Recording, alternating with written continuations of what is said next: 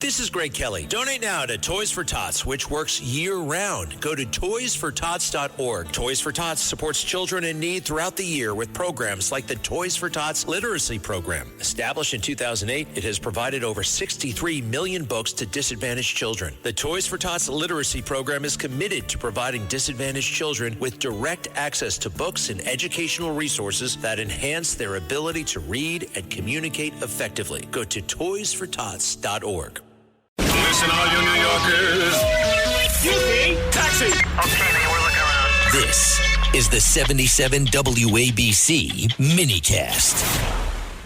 But again, it's still Easter night, and I'm really interested in hearing what you have to say about not only the Iran war and not only about our economy, but also some of your religious thoughts right now. And because of that, I want to hear from Harriet in Brooklyn, who definitely has an apocalyptic end of days kind of thought in her mind right now. Harriet, tell us what's on your mind. Oh, okay. Thank you. You're great. I want to thank Mr. Cassimatidis for putting you on staff because you're the best. Jake, I see Mandani, and when he said globalize the Intifada, that spelled it all. I sent Mr. Cassimatidis a copy of Icon of Evil, which there was a classic picture, 1941, of Hitler and Haj Amin al-Husseini, the Mufti of Jerusalem, right? And you've got to get a hold of that, if you could ask him, and post it online so that people understand. I wrote a whole article about that, Harriet, with that picture as the illustration, because I believe that Hamas is Hitler. I don't know if you're a fan of Harry Potter, but Hamas is Hitler's last Horcrux, the last piece of Hitler's soul still existing in the world. Not because they liked him, but because the Muslim Brotherhood, which was the forerunner of Hamas and all these Islamist groups, was funded and guided by the Nazis, literally, not just by spirit, not spiritually, but literally funded. They gave them pamphlets, they gave them money, they gave them strategic advice. So people need to understand that when we say words like Islamo-Nazis, it's not an insult, it's a fact. No, it's true. And when Mandani said globalize the Intifada, you could tell that this man is Muslim Brotherhood. Muslims are nice people, but Muslim Brotherhood is fanatical Islam, and it follows the line of Haj Amin al-Husseini, who wanted to take down Western civilization and Jews. First, he hated Churchill. He hated FDR. They're saying in the mosques now, first the Saturday people, then the Sunday people. And you tell Fernando that you can't kiss this guy's ass, Mandani, because it's as though you're dealing with Hitler, Chamberlain and Hitler. You've got to understand that you're dealing with the devil here. Yeah, Harriet, I appreciate your call, and thank you for calling in, and thank you for your kind words off the top. I promise, folks, these are not my relatives or anyone I'm paying off to say nice things about me. Thank you for that. I wish I had more relatives in New York. I kind of don't have too many. Let me say something about this, because I want to make this very, very clear. Because, again, I am someone who is not only a student of history, but someone, I think, who tries his best to appreciate history and the lessons of history.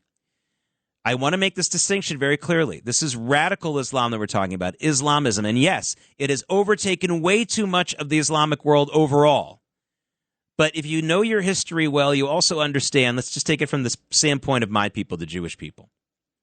And this is something that may shock you. For hundreds of years, it was better to be a Jew in the Muslim world than the Christian world. It's just a fact. Yes, Jews were still second and third class citizens under Muslims. Yes, there was still violence against them every once in a while. But for the most part, it was better for them. The person who definitively changed that trajectory was Napoleon. There had been some parts of Europe that had already started to liberate the Jews and give them wonderful rights and wonderful opportunities. But it wasn't until Napoleon conquered damn near all of Europe and gave Jews citizenship and power wherever he went that fully changed, that equation changed. Plus, there was a technological and quality of life factor in Europe that far exceeded the Middle East by that time, the Muslim world in general, and so it was better to be any human being in the Christian world at that point. So why do I bring this up? Because I do believe, for all the jokes that say there'll never be peace in the Middle East and the Jews and the Muslims will never get along, baloney, you don't know your history. We did have a relatively decent history for some periods of time. And when I meet people from the UAE and Bahrain who have suddenly become very friendly to Israel and to Jews in general, I tell them, this isn't a new thing in history. This is a reset. Let's reset where we were before radical Islam became a thing. And I think that we have a chance. I'm incredibly encouraged, especially by Muslims who are not from the Arab world, places like Indonesia, places like parts of South America, places like China, the Uyghurs. These are Muslim groups that do understand pluralism. It's not perfect. We're not singing Kumbaya. I get it. Our beef is with radical Islam. And it is sadly a big part of Islam now, because it's grown exponentially since the 1890s when it started. Iran has made it the forefront of a lot of the Islamic world, and it's a terrible shame, mostly for Muslims.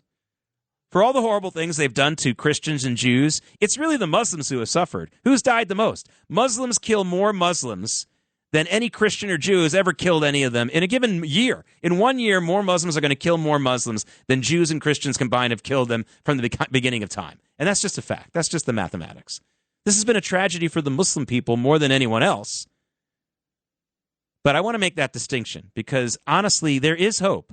If I didn't think there was any hope for Jews and Muslims to live together and Christians and Muslims to live together in peace, I wouldn't be doing radio. I'd be building a bomb shelter. Okay? I do believe that there's a chance here, but we've got to push back. And defeating the Iranian regime is a major linchpin of this.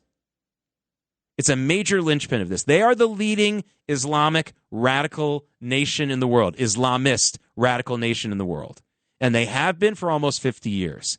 That regime needs to fall, and needs to fall hard for us to have this chance of peace in the world between the major religions of the world. I fully believe that. And it's based on my education.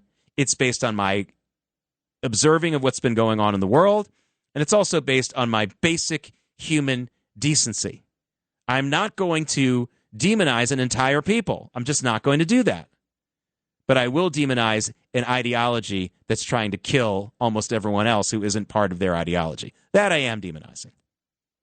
Don't want all of the, during the Nazi Germany, had I been alive then and after that, I don't want all the German people to die, although a lot of them were tremendously complicit in Nazism. I want everyone guilty to face the ultimate penalty, but in general, no, let's give it a chance. And that turned out to be a good decision. Right? So let's remember that, and I appreciate Harriet for reminding us of the specific names of some of the people who have really been responsible for that. It's really, really important. Sacco and Felix, New York and New Jersey's premier attorneys at law. Their team brings decades of experience across a wide range of practice areas. Whatever life brings, they're your legal team. From everyday matters to complex cases, they've got you covered with the experience you need and the results you want. Because when life gets complicated, they make it simple. SaccoFilas.com. SACCOFILLAS.com. 2 C's, 2 L's.